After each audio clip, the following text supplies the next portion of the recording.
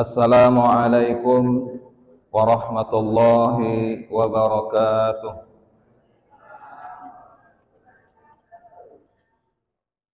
Bismillahirrahmanirrahim. Alhamdulillahi rabbil alamin. Wassalatu wassalamu ala asyrafil anbiya'i wal mursalin wa ala alihi wa sahbihi rasulillahi ajma'in. Allahumma salli ala sayyidina Muhammad wa ala ali sayyidina Muhammad. Qala Allah Ta'ala fil Qur'anil Karim. A'udzu billahi minasy syaithanir rajim. Bismillahirrahmanirrahim. Ya ayyuhalladzina amanu kutiba alaikumus syiyam kama kutiba alal ladzina min qablikum la'allakum tattaqun. Wa qala an-nabiy sallallahu alaihi wasallam man shama ramadanan imanan wahtisaban ghufira lahu ma taqaddama min dhanbi. Sadaqallahul azim wa sadaqan nabiyul karim, amma ba'd. Bapak Ibu kaum muslimin rahimakumullah, jamaah salat subuh Masjid Mukhlisin. Bapak Ibu kaum muslimin rahimakumullah, kita ingin dalam hidup kita di atas dunia ini melakukan amal-amal, melakukan ibadah-ibadah, yang ibadah itu nanti mudah-mudahan menolong kita, menjadikan kita penghuni surganya Allah. Mungkin kita sudah melaksanakan ibadah yang wajib, seperti ibadah sholat, kemudian zakat, kemudian puasa dan lain sebagainya. Kita tidak tahu apakah amal yang kita lakukan ini betul-betul ikhlas karena Allah. Sudahkah niat kita melaksanakan ibadah ini semata-mata untuk mengabdi kepada Allah? Hanya diri kita sendiri yang tahu. Sudahkah ikhlas karena Allah? Sudahkah betul-betul sabar, tidak mengharapkan pahala dari Allah, cuma sekedar untuk mengabdi kepada Allah? Bapak Ibu kaum muslimin rahimakumullah, kita akui ibadah salat kita. Dari awal kita mengangkat takbir sampai salam, hati kita entah kemana, teringat anak, teringat harta, dan teringat kegiatan-kegiatan lainnya. Kita tidak tahu apakah amal ibadah salat ini diterima di sisi Allah, atau sebagai melepas kewajiban kita sebagai hamba Allah. Begitu pula kita bersedekah. Sesudah kita keluarkan sedekah, maunya jangan sampai diceritakan kepada teman-teman kita. Jangan dibangga-banggakan sedekah kita itu. Ikhlaskan karena Allah. Dan ibadah-ibadah yang lain, naik haji, umrah, dan lain-lain sebagainya. Kadang-kadang dengan teknologi sekarang, kita memoto, kita postingan, takut apa yang kita lakukan itu di hadapan Allah tidak ada nilainya.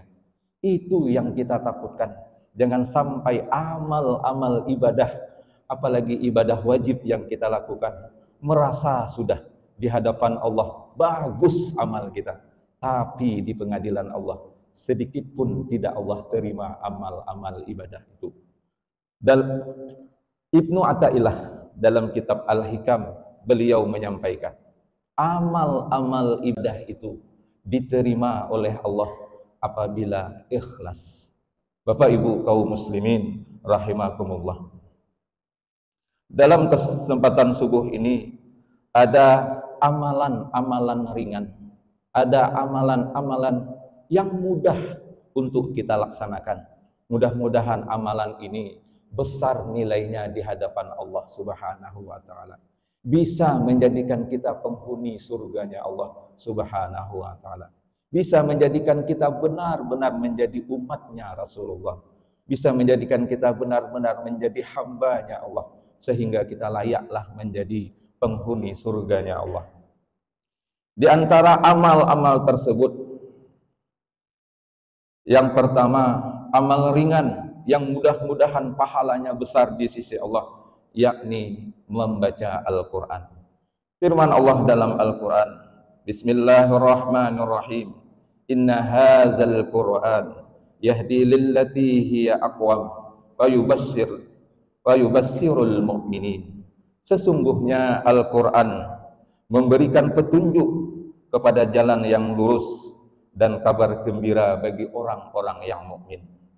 Bapak Ibu kaum muslimin rahimakumullah, di bulan Ramadan, bulan yang penuh rahmat, ampunan Allah, terlepas kita dari siksa nerakanya Allah, perbanyaklah kita membaca Al-Quran.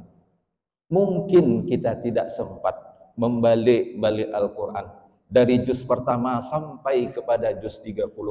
Cara-cara yang lain mungkin ada. Mungkin kita memperbanyak satu surah. Apakah nanti Qul huwallahu ahad, apakah nanti Qul ya ayyuhal kafirun, maupun ayat-ayat, beberapa ayat yang bisa kita amalkan. Mudah-mudahan amalan-amalan itu menjadi nilai yang besar di sisi Allah nantinya. Banyak ulama kita, banyak para guru-guru kita menyampaikan kepada kita bahwa membaca Al-Quran itu satu huruf nilainya sama dengan 10 kebaikan. Kalau kita membaca sampai 10, 20 huruf, berapa nilai kebaikan yang hadir di hadapan kita. Mungkin kita tidak pernah membantu orang, mungkin kita masih berkata kasar di hadapan orang, apalagi hati kita ini. Mulut kita manis, kita tidak melakukan kejahatan, tapi hati kita mengejek orang lain, tak senang dengan kebahagiaan orang, kemudian meremehkan kekurangan orang. Kita tidak tahu di hadapan Allah, perbuatan ini juga menjadi masalah dalam kehidupan kita di akhirat kelak nantinya.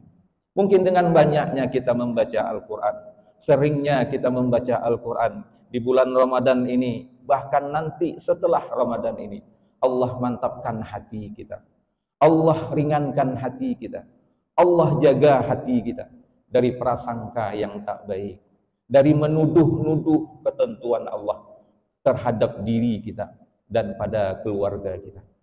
Kadang-kadang kita menyalahkan takdir Allah. Hari ini saya seharusnya dapat rezeki yang lebih, tapi takdir Allah memberi inilah rezeki kita. Ada yang saudara kita dari pagi turun untuk berusaha. Setelah selesai sholat subuh, beliau turun. Kemudian menjelang sholat zuhur, baru beliau pulang dari pekerjaan tersebut. Hasilnya sekedar untuk bisa makan dalam kehidupan sehari-hari. Tapi ada saudara kita yang sangat santai dalam usahanya. Jam 8, jam 9 baru turun untuk melaksanakan usaha. Jam 11, setengah 12 dia sudah balik. Tapi hasilnya minta ampun. Hasilnya bisa untuk makan 2-3 hari, bahkan berminggu-minggu. Ini semua takdir Allah. Apakah salah? Inilah takdir Allah yang harus kita cermati. Jangan sampai takdir Allah yang Allah berikan kepada kita, kepada keluarga kita, sehingga dalam hati kita mengatakan, apakah salah Allah memberikan hal yang seperti ini? Kita lihat makhluk-makhluk yang lain, ikan, tumbuh-tumbuhan. Ada yang tinggi batangnya, tapi kecil buahnya. Ada yang rendah batangnya, sangat besar buahnya. Mungkin inilah menjadi misal buat kehidupan kita. Ada orang itu bekerja sangat panjang waktunya, tapi sedikit hasilnya. Ada orang itu bekerja sangat sedikit waktunya, tapi besar hasilnya. Mudah-mudahan apapun yang Allah takdirkan kepada kita, ikhlas kita menerima, sabar kita menerima, dengan banyaknya kita membaca Al-Quran. Bapak Ibu kaum muslimin rahimakumullah, membaca Al-Quran di samping kita mendapatkan nilai-nilai ibadah di sisi Allah, nilai-nilai kebaikan di sisi Allah, jangan lupa setelah kita membaca Al-Quran, berdoa, mohon kita kepada Allah. Kita menginginkan keluarga kita yang soleh dan solehah.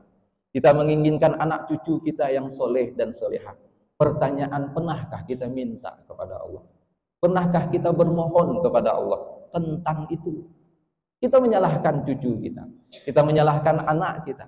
Tapi pernahkah kita setelah membaca Al-Quran meminta kepada Allah? Setelah sholat betul-betul minta kepada Allah?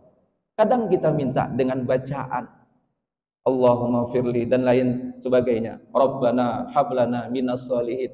Tapi hati kita kemana? Ya Allah, beri keturunan yang soleh dan solehah. Hati kita kemana? Sama dengan kita istighfar, mohon ampun kepada Allah, astagfirullahalazim. Tapi hati kita tidak pernah mengatakan, ya Allah ampuni dosa saya. Ya Allah terimalah ibadah salat saya. Pernahkah itu tertanam dalam hati kita yang paling dalam? Jadi apa yang kita lakukan? Apa yang kita perbuat? Ingat, hati kita juga berbicara.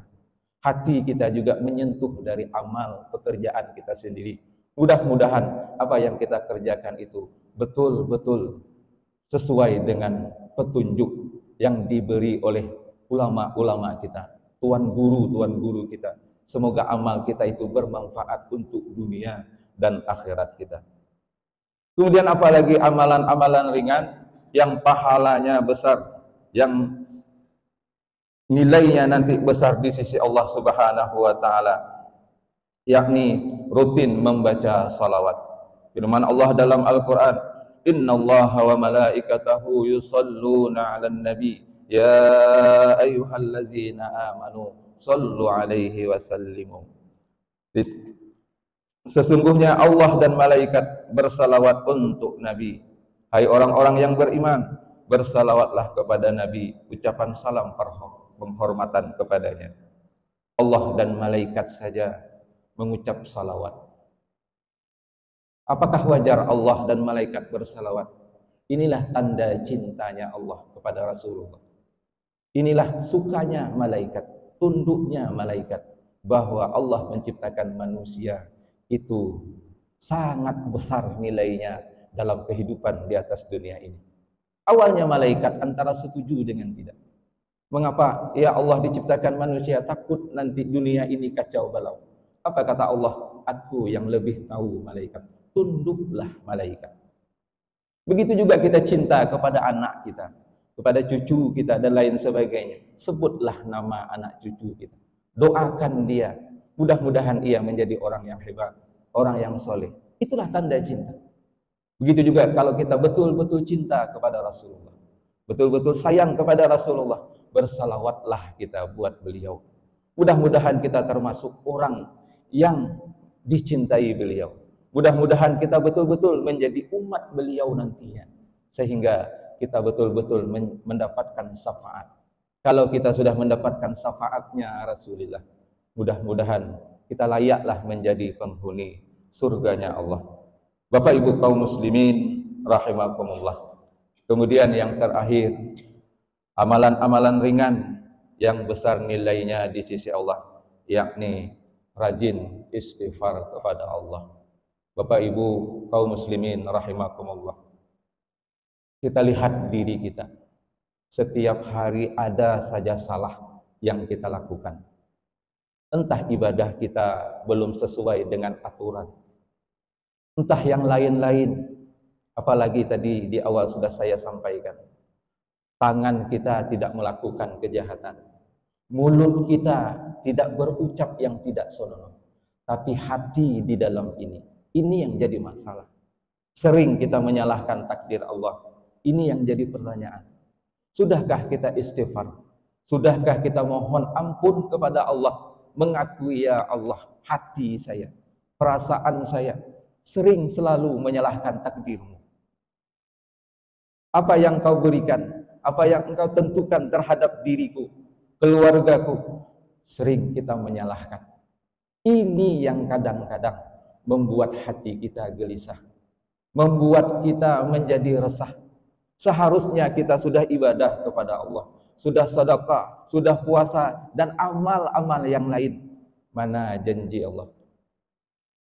Dengan ibadah kita, sholat kita, sedekah kita, masih saja hati ini resah, masih saja takut dengan anak kita, keturunan kita, dan lain sebagainya. Seharusnya kita serahkan semuanya kepada Allah.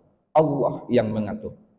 Dari keluarga yang terbaik, insya Allah hasilnya juga yang terbaik. Dalam surat Ar-Rahman ayat 26, terjemahannya, orang yang baik, insya Allah ia akan mendapatkan yang terbaik, baik dalam jodoh maupun dalam hubungannya orang lain. dan orang yang jahat, orang yang tak baik, ia akan mendapatkan itu pula, karena perbuatan itu akan ia terima sesuai dengan apa yang ia lakukan di atas dunia. Bapak Ibu kaum muslimin rahimakumullah, setiap hari kita sholat, kita istighfar mohon ampun kepada Allah. Sebelum kita sholat, kita istighfar, astaghfirullahaladzim, sampai 3 kali, mungkin ada yang 5 kali, bahkan sampai 7 kali. Setelah kita sholat, assalamualaikum warahmatullahi, kadang-kadang dipimpin oleh imam, astaghfirullahaladzim 3 kali, bahkan ada yang mungkin sampai 10 kali. Yang jadi pertanyaan, sudahkah kita mengakui sholat yang baru kita laksanakan sesuaikah sudah ketentuan Allah?